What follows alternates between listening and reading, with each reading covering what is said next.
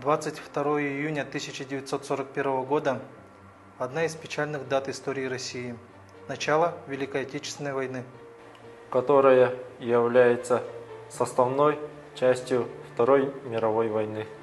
На рассвете 22 июня 1941 года фашистская Германия без объявления войны напала на Советский Союз.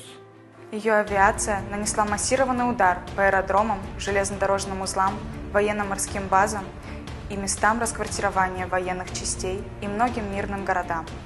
Советский народ ответил врагу единым могучим сопротивлением.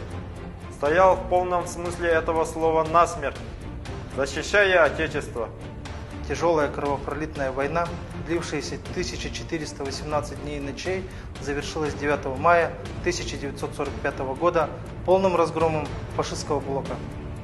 Общие людские потери СССР в ходе войны составили более 26 миллионов человек. Указом президента России от 8 июня 1996 года 22 июня объявлен Днем памяти и скорби. Мы призываем вас присоединиться к акции «День памяти и скорби» и возложить цветы к памятникам Великой Отечественной войны в городе Якутске. Мы, молодые якутяне, помним подвиг народа